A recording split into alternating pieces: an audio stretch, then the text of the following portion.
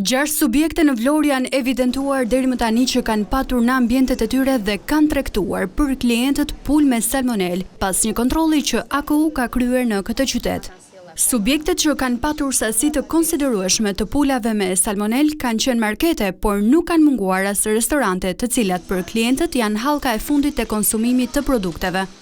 Mësohet gjithashtu se nga qyteti i Vlorës është tërhequr një sasi e konsiderueshme pulash me salmonel të evidentuara deri më tani, por edhe fast foodet, të cilat janë kryesisht afër shkollave dhe në qytet. Dyshohet se numri i marketeve, restoranteve dhe fast foodeve që kanë tregtuar është edhe më i madh.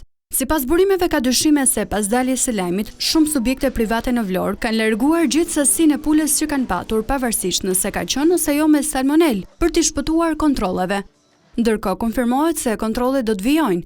Skandali me sigurinë ushqimore u zbulua disa ditë më parë, ku njoftua se nga Brazili në Shqipëri kanë hyrë 7.9 ton mish pule me salmonel.